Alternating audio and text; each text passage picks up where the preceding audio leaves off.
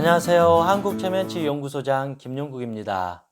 1부에서는 상처받은 내면 아이 치유에 대한 개념을 다루었고 2부에서는 이 내면의 꼬마를 만나지 못하는 이유, 우리가 우리의 무의식과 소통하지 못하는 이유, 자기 사랑을 하지 못하고 자기를 학대할 수밖에 없었던 이유, 그래서 제 경험상 어떻게 내 자신과 가까워지기 위해서 참여를 했는지, 자기 치유의 과정을 겪었는지에 대해서 다루었습니다. 오늘은 이제 세 번째 시간입니다. 더 앞으로 진행하기에 앞서서 가장 중요한 어떤 시간이라고 생각합니다. 우리는 내 자신을 긍정적으로 만들고 싶어 합니다. 그리고 우리의 부정적인 모습을 없애버리려고 합니다. 그러면서 우리는 행복을 지향하고 노력을 했다고 하지만 점점 마음이 병들어 갑니다. 그것을 우리는 고통이라고 말할 수밖에 없습니다. 한 인간이 있어서 가장 중요한 것은 온전한 자기사랑, 즉 자존감인데 우리는 이 자존감의 개념을 너무나도 모르고 있고 자기 사랑이 도대체 무엇인지도 모르고 있다는 사실입니다.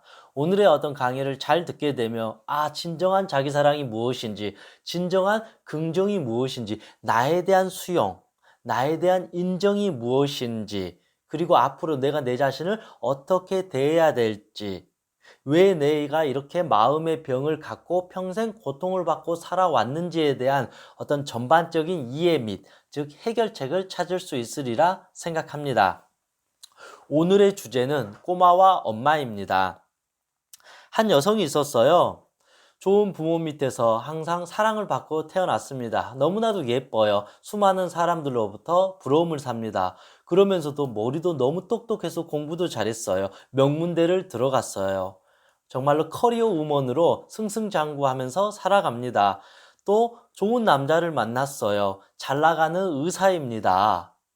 누가 봐도 이제 완벽한 삶이 시작이 되었습니다. 그리고 하늘의 축복을 받아서인지 몰라도 일란성 쌍둥이 두 아들을 낳게 되었습니다. 이 여성은 정말로 세상의 모든 어떤 복을 받을 정도로 이제 행복의 문이 열렸습니다. 그래서 열심히 그 아이들을 키우기 시작했습니다. 근데 시간이 지나면서 첫째 아이가 정신적으로 장애가 있다는 사실을 알았습니다. 그렇지만 이 여성은 두렵지 않았습니다. 괜찮아.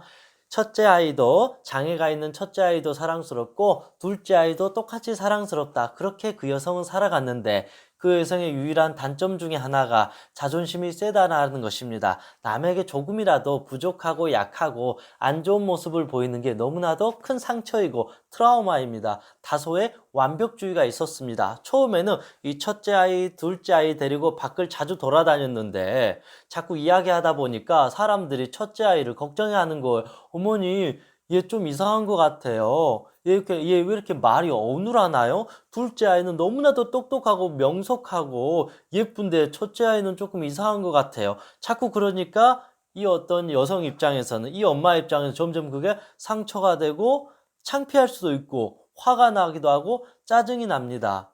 그러면서 서서 이런 생각을 하게 됩니다. 이 첫째 아이 때문에 너무나도 창피하다. 사람들이 자꾸 이 첫째 아이를 약간 이상하게 보고 걱정스러운 눈빛으로 보니까 우리 아들이, 이 첫째 아들이 얼마나 속상할까, 화가 날까, 그런 생각을 이제 점점 하게 된다라는 거죠. 그러다 보니까 이 엄마는 밖에 외출할 때 되도록 이 첫째 아이는 너는 그냥 집에서 유튜브 보고 쉬고 있어. 장난감 가고 놀고 있어. 아빠랑 함께 있어. 그러면서 둘째 아이를 데리고 갑니다. 왜냐하면 첫째 아이를 데리고 가면 사람들이 첫째 아이를 보고 안타까워할 테니까 말도 잘 못하고 한글도 떼지 못한 아이 보고 안 좋게 볼지 모르니까 이 첫째 아이가 상처받을 것 같으니까 이제 첫째 아이는 집에다 그냥 놔두고 둘째 아이만 데리고 밖을 간다라는 거죠. 그럼 사람들이 얼마나 이 둘째 아이를 좋아하겠어요.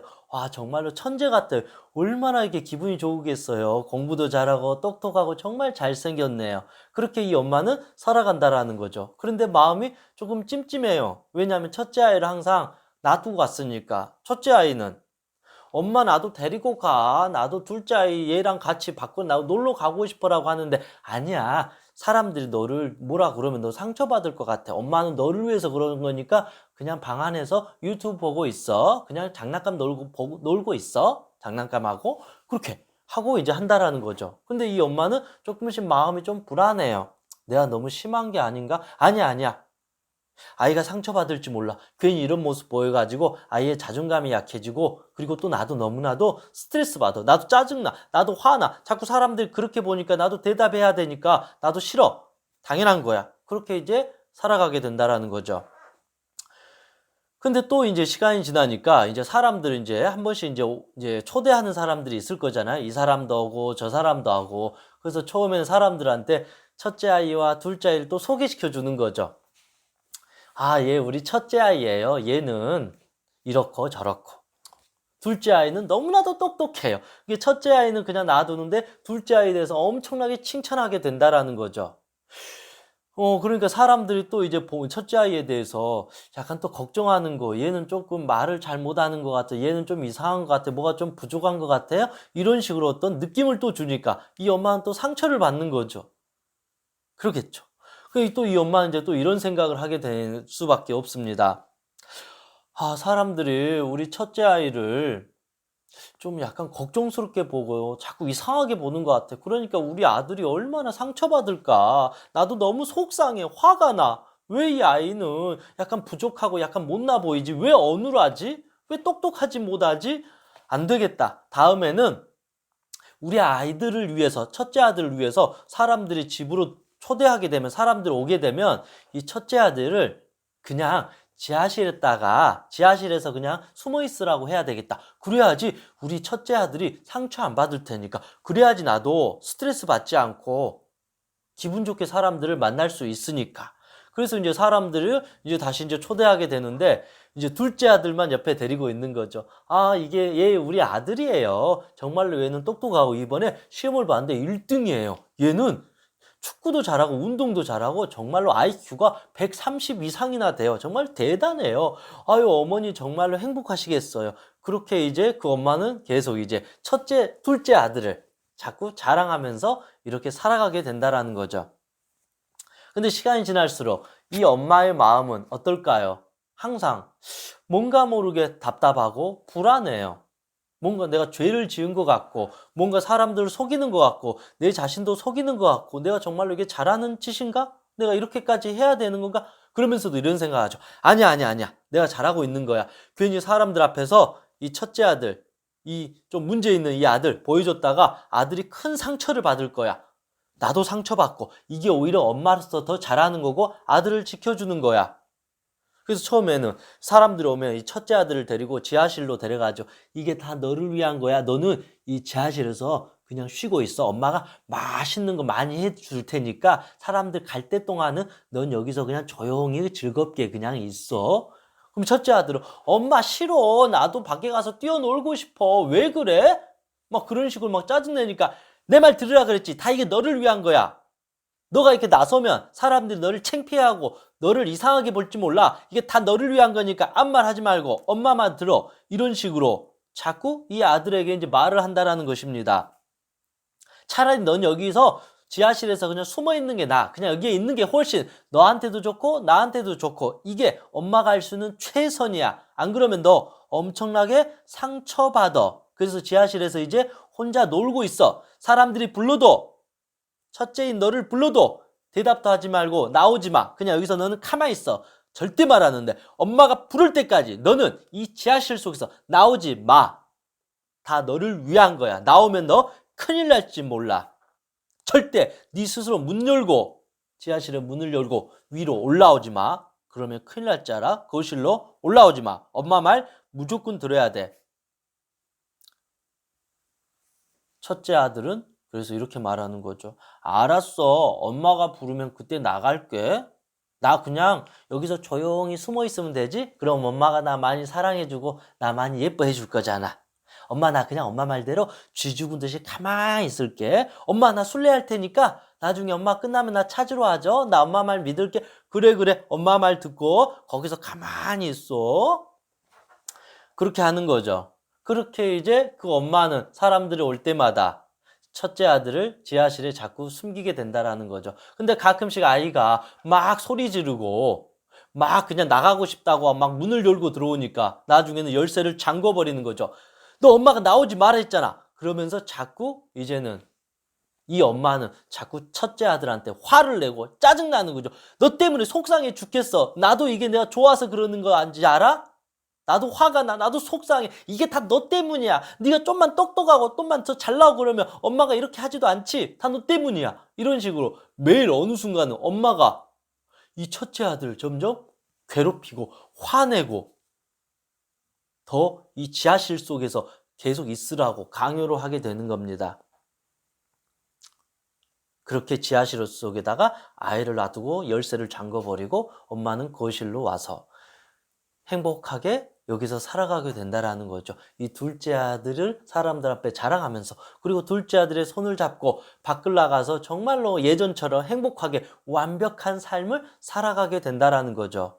처음에는 너무나도 자기 합리화가 잘 되고 행복했어요. 괜찮았어요. 만족스러웠어요. 아, 이게 내가 할 수 있는 최선이다. 그런데 시간이 지나면 지날수록 그 엄마는 마음이 불안해집니다. 우울해집니다. 이유 없이 숨이 막힙니다. 이유 없이 불안하고 초조하고 뭔가 내가 죄를 지은 것 같은 죄의식에 빠지게 되는 것입니다.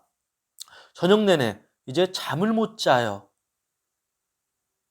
그러면서 뭔가 마음이 막 이상해지면서 어떻게 해야 될지를 모릅니다. 저녁마다 갑자기 괴성이 들리는 것 같아요. 누가 막 살려달라고 울부짖는 소리가 내 귓가를 맴도는 것 같아요. 내 심장이 쪼이는 것 같아요. 고통이 받는, 아무리 병원을 가도 아무 문제가 없다 그러는데 나는 어째 죽을 듯이 숨이 막히고 고통스럽고 괴롭다라는 것이죠. 아무리 교회를 찾아가서 기도를 하고 절에 가서 마음을 내려놓고 명상을 하고 상담을 받고 그래도 아무리 해도 이 마음의 어떤 병은 사라지지가 않는다는 거죠. 아무리 전문가들을 살려달라고 그렇게 외쳐도 이 어머니의 병은 점점 더 심해지고 더 심각해져 버렸다라는 거죠. 왜 그랬을까요? 어느 순간 이 엄마는 첫째 아이를 지하실에다 가둬놓고 첫째 아들을 잃어버렸습니다. 잊어버렸습니다. 첫째 아들이 이 어두컴컴한 지하실에서 혼자 눈물을 머금고 두려워하고 살려달라고 하는 그 소리조차 이젠 듣지 못하고 완전히 이 거실과 지하실은 이제 구분이 되어 버렸습니다. 그것 때문에 그 엄마는 엄청난 불안과 우울과 공포 속에서 살아갈 수밖에 없었다라는 것입니다. 이거는 사실은 제가 만든 소설입니다. 제가 왜 이 이야기를 들었냐면 이제 종합을 해보면 이 엄마 입장에서 이 첫째 아들은 무엇이었을까요? 바로 이 첫째 아들의 이름은 부정이었습니다.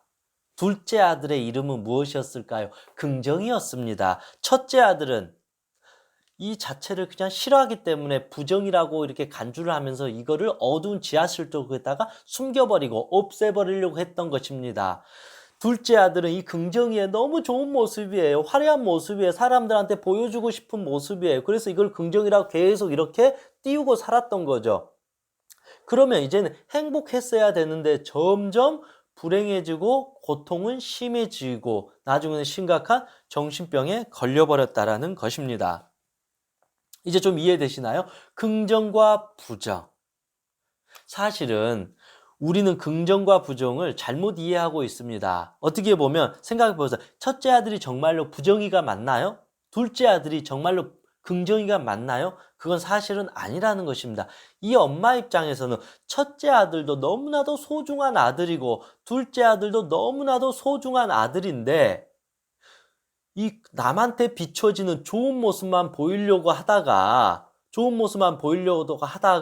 정작 자기의 어떤 상처나 아픔 그거를 외면하고 없애버리려고 억압을 해버렸다라는 거죠. 이게 결국은 내 무의식의 상처가 되고 트라우마가 돼버렸다. 아무리 이 엄마가 이 둘째 아들 긍정이를 잡고 행복하게 웃으면서 살아봤자 이 지하실 속에서 엄마 살려주려고 엄마 나 언젠가 와준다고 했잖아. 엄마가 문 열어준다고 했잖아. 그렇게 엄마를 몇십 년 동안 애타게 기다렸는데 이 엄마는 결국은 이 부정이의 손을 잡고 데리고 가지 않았던 거죠. 긍정이만 잡으려고 하다가 결국 이 엄마는 평생 가슴속에 죄의식과 어떤 피해망상과 내가 이런 나쁜 짓을 한 거에 대한 어떤 두려움, 공포 속에서 잠도 못 자고 항상 살아왔다라는 것이죠. 그러면서 어느 순간 이 부정의 존재를 잊어버렸다라는 거죠. 그러니까 내가 왜 이렇게 우울하지? 나 지금이면 더 행복해야 되고 더 즐거워야 되는데 왜 내 가슴 속에서는 알 수 없는 불안과 공포와 우울이 있고 걱정할 게 없는데도 왜 나는 저녁 내내 근심 걱정 속에서 잠을 못 자는 것인지 라고 계속 생각하고 살아왔다라는 거죠. 그런데 알고 보니까 결국은 우리는 자기의 어떤 상처나 트라우마나 안 좋은 기억이나 자기의 단점 같은 것들을 이 지하실 어두운 곳에서 오승구에다 숨겨두어 버렸다. 그래서 이거를 꺼내서 치유를 해줬어야 되는데 이거는 다 없애버리고 좋은 모습만 보이려다가 결국은 어떤 심각한 마음의 병에 걸려버렸다라는 사실입니다. 지금의 내용을 이렇게 쭉 들어보니까 어떤 생각들이 드시나요? 결국은 제가 말한 이 부정이라는 이 첫째 아들은 어찌 보면 우리의 무의식일 수도 있습니다. 어찌 보면 우리 마음의 뿌리일 수도 있습니다. 그런데 우리는 이 뿌리가 썩어가는 것을 계속 오랜 시간 방치했기 때문에 우리가 이런 마음의 병에 걸릴 수밖에 없었다라는 것입니다. 우리의 그 첫째 아들은 어떻게 했을까요? 첫째 아들이 원한 게 무엇이에요? 엄마한테 똑같이 사랑받고 싶었던 거예요. 엄마한테 사람들한테도 만나고 밖에도 마음껏 뛰어놀고 싶었던 거예요. 엄마가 나를 존중해주고 사랑해주고 나를 귀한 존재로 여겨주기를 오랫동안 기다렸던 거예요. 엄마 이 지하실은 어두워. 엄마 여기 무서워. 귀신 나타날 것 같아. 엄마 조금만 있으면 나 데리러 와준다고 했잖아. 엄마 왜 안 와? 죽을 것 같아 엄마. 그런 식으로 엄청난 어떤 이 꼬마는 우울, 불안, 슬픔, 강박, 두려움, 공포, 공황장애, 죽음에 대한 엄청난 스트레스를 받고 살아왔다라는 거죠. 그러면서 밑에서부터 계속 살려달라고 외치고 울부짖었다는 거죠. 엄마는 이 부정의 존재를 잊어버렸긴 했지만 기억에서 잊어버리고 잊으려고 노력은 했겠지만 실제 이 가슴 속에서는 매일 쿵쾅쿵쾅 이 부정의 공포를 같이 느낄 수밖에 없었다라는 거죠. 왜냐하면 우리가 우리의 마음을 숨긴다고 해봤자 어차피 못 숨겨요. 어차피 우리가 어떤 뇌에서 가슴 여기 해봤자 심장 해봤자 여기 1m도 안 돼요. 아무리 숨기고 없애고 안 본다고 해봤자 안 볼 수가 없어요. 이미 가까워요. 항상 알 수밖에 없다는 거죠. 내가 기억에서 외면하고 억압하고 모른 척하고 잊어버렸다고 자기 최면을 백날 걸어봤자 이미 이 무의식에 있는 공포나 이 우울과 이 불안은 1분 1초도 우리는 벗어날 수가 없다라는 것이죠. 이거는 결국 엄마의 착각이었다라는 것이죠. 그래서 제가 다시 한번 종합해 드리겠습니다. 긍정도 없고 부정도 없어요. 그렇지 않나요? 첫째 아들은 뭐 정신장애가 있어서 내 인생을 파괴시키는 나쁜 아들, 지하실에다 숨겨야 될 못된 아들이 아니라는 거죠. 둘째 아들은 그렇다고 해서 공부 잘하고 좀 잘났다고 해서 막 무한정 사람들한테 칭찬하고 자랑하고 떠벌려야 될 그런 존재도 아니라는 것이죠. 진정한 긍정이라는 것은 어떤 거냐면 있는 그대로 존중해주고 수용해주는 것을 말합니다. 자기 자신을 이렇게 저렇게 평가하는 게 아니라는 것입니다. 그러면 이 엄마는 올바른 긍정, 사랑을 위해서는 어떻게 해야 되는가? 이게 우리가 이제 앞으로 배워야 될 숙제입니다. 이제는 그 엄마는 반성을 해야 되겠죠. 그 첫째 아들한테 그 엄마는 잘했나요? 못했나요? 첫째 아들 평생 감금했어요. 그거를 너를 사랑해서 그랬다라는 핑계와 거짓말로 일관되었습니다. 그러면 어떻게 해야 될까요? 진정한 긍정은 무엇일까요? 이 긍정이와 함께 평생 살아가는 게 긍정이냐? 아니에요. 이 둘째 아들만 내 아들입니다 하고 자랑하고 다니는 게 긍정이에요? 아니에요. 이건 사기치는 거예요.